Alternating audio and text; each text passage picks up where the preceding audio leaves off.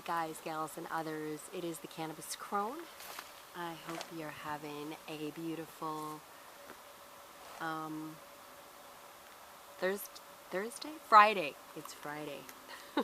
Wow. It's been a while. I haven't really hiked since my dog Dude got sick. And I used to hike all the time by myself, but it's not the same. It's kind of, I don't know.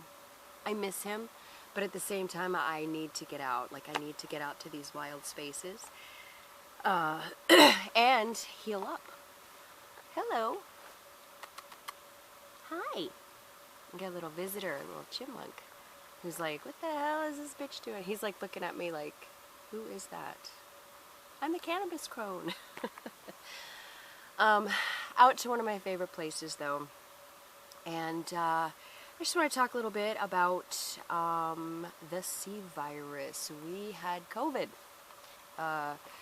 Just got over having it. We had it for it's like 6 days. And my partner Kai and I both had COVID back in March of 2020.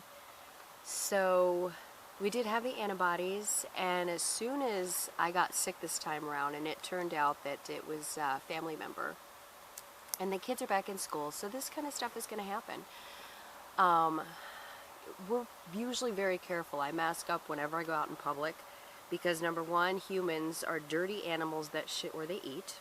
So that's number one. That's one of the reasons why. And I also like wearing a mask because I'm neurodivergent, and for some reason it gives me a sense of security when I'm out among a lot of people, which has a kind of a terrifying effect on me anyway. So, interestingly enough, I don't mind the mask. But we chose not to get the vaccine. And this time around, as soon as I started to feel a little tickle in my throat, and the kids had just been diagnosed a couple days before, my daughter and her husband, and I believe one of 4 kids came up positive, but they all had to go into quarantine. So I felt that little tickle and I thought, oh shit, well, it's time to put my money where my mouth is. So I started double dosing with my cannabis tincture. I started doing a lot of citrus. In fact, I came up with, I call it the COVID cocktail, or the C virus cocktail.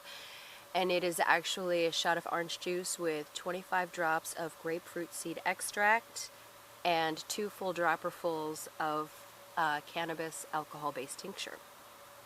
And that really helped. That really, really helped.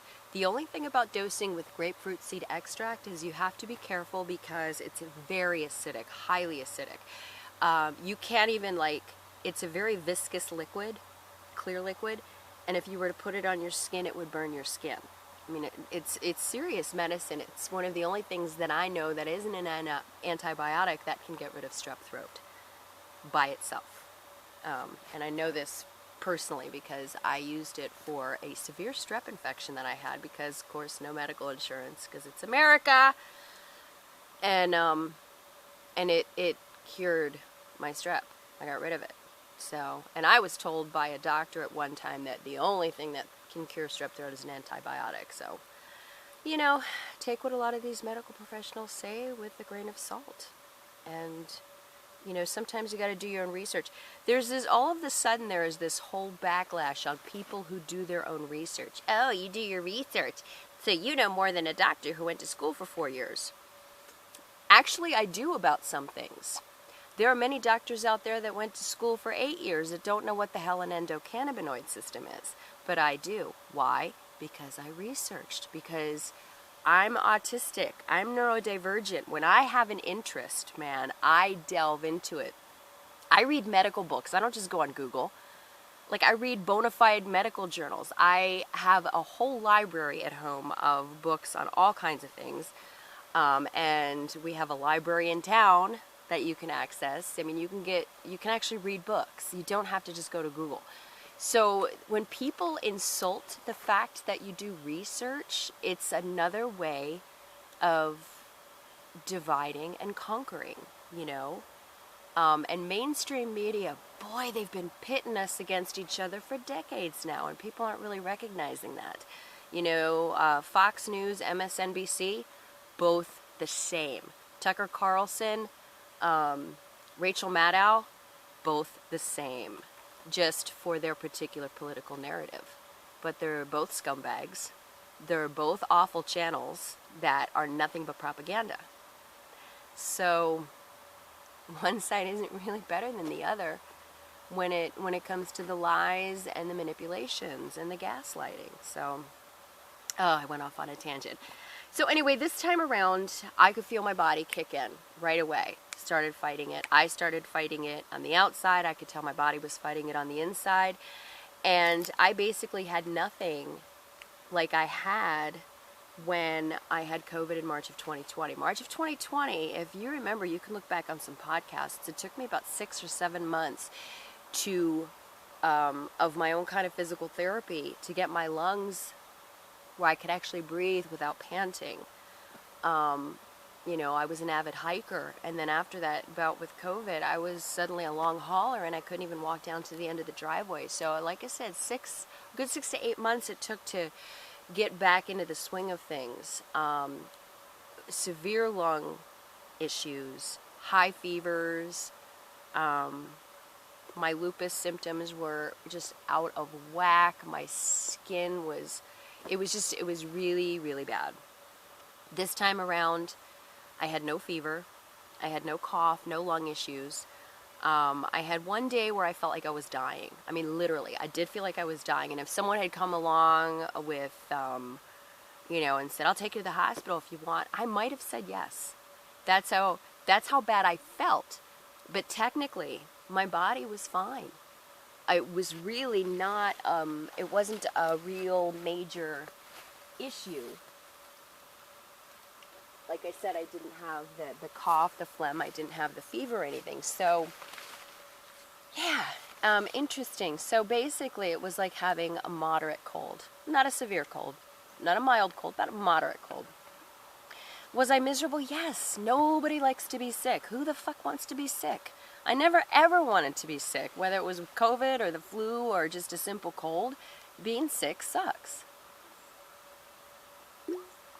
But we are going to have to learn how to live with this virus, unfortunately, because it's not going anywhere. And, if you're thinking that getting the jab is going to give you your life back, whoever told you that is lying. Israel found that out. 90% of their population over 12 are inoculated. Not once, not twice, but like 3 times. And they're still, what was it? In the beginning of September, I think they had close to a 10,000 person day of new cases of the C virus. So, obviously, the vaccine is not the Lord and Savior of all. It's not a fix. But it is an option. And I think people over 60 should maybe think about taking it. I don't think everybody should take it. Especially not people that have already had COVID. By the way, this is the best chocolate in the world. This is, I've got it all messed up. It's Tony's chocolate. I get the milk chocolate.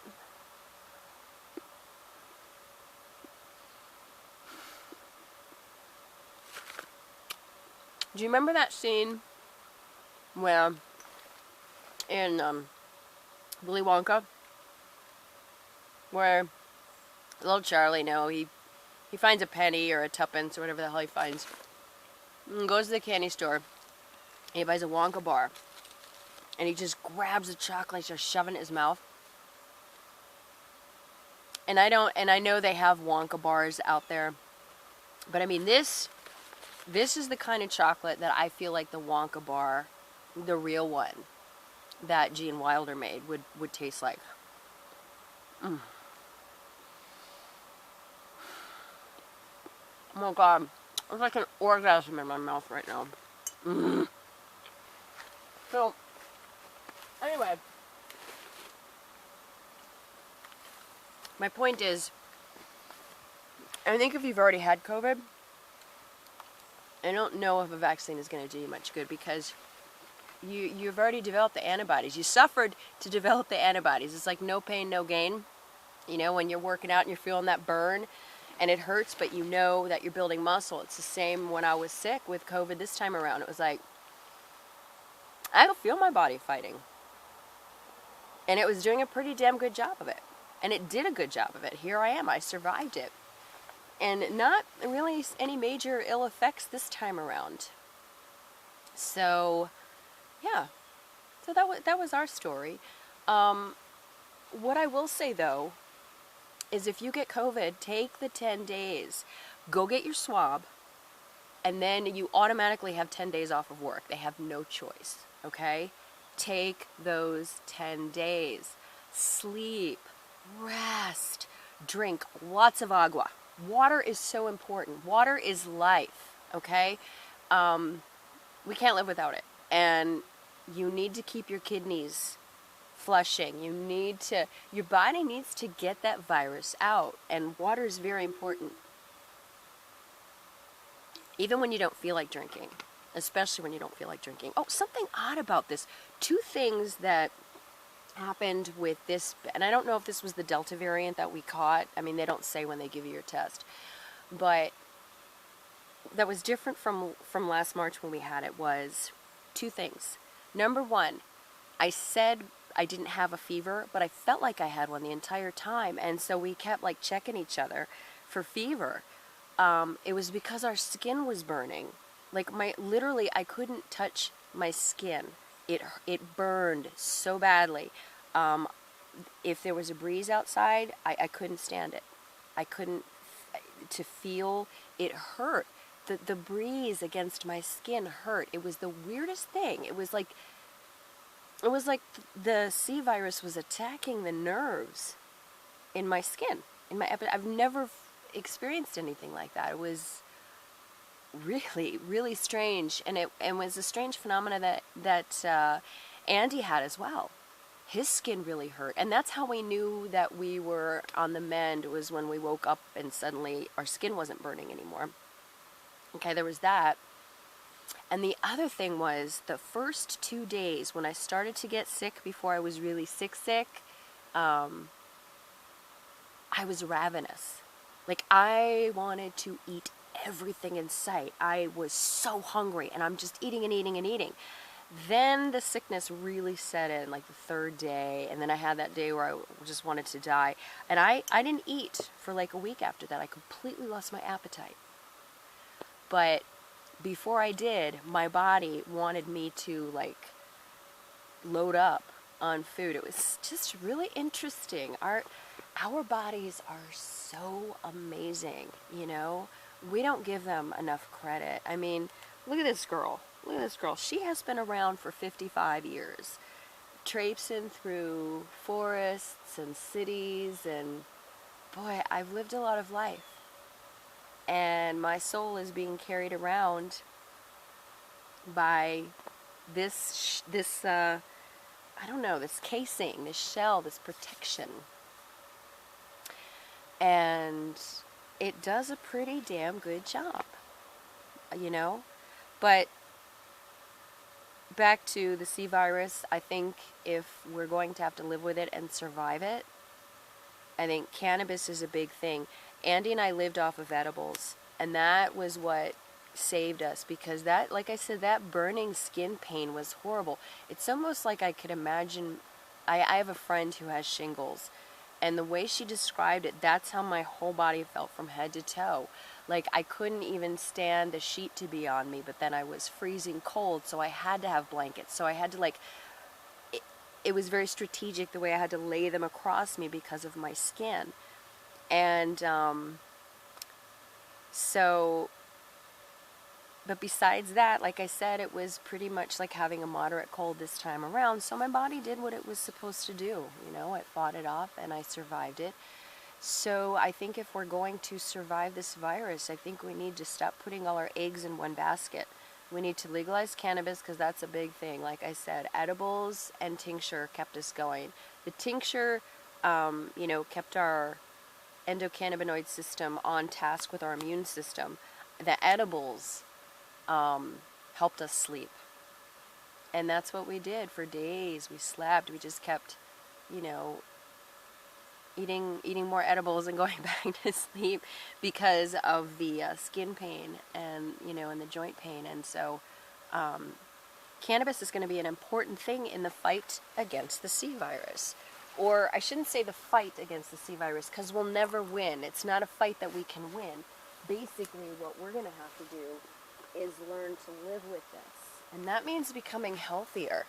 And when I say becoming healthier, I mean that we have to start eating right. We need to rest. We need to prioritize vacations, because your mental health plays a big part in everything.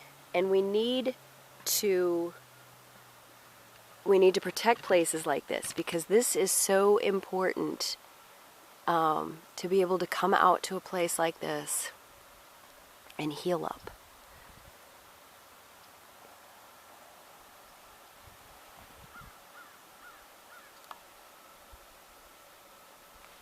It's the most gorgeous place that I can think of. I love it. I love this place. This is my favorite place, my little hiding place. I mean, I'm sure other people know about it, but one of the things about this lake that is so sacred to me is that it's not really accessible to people. You can't swim in the lake. You can't boat on the lake. So there's not a lot you can do. But you can heal from it. And you can witness and experience this beauty.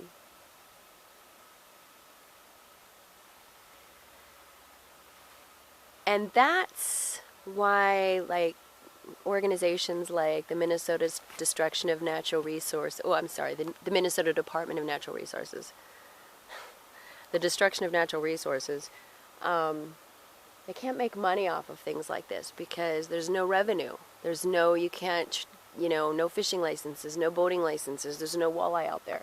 It's a very shallow lake. But to me, it's priceless, because I think I would go insane if I couldn't come out here. So anyway, I hope everyone stays healthy. Lots of rest, lots of water, wear your mask. If you want to get the jab, get the jab. If you don't want to get the jab, then don't get the jab. We need to learn to live with this. And it's going to be real important to try and be healthier as a species, especially as Americans. Oh my God. Stay away from the GMO foods. Make sure your water is clean that you're drinking.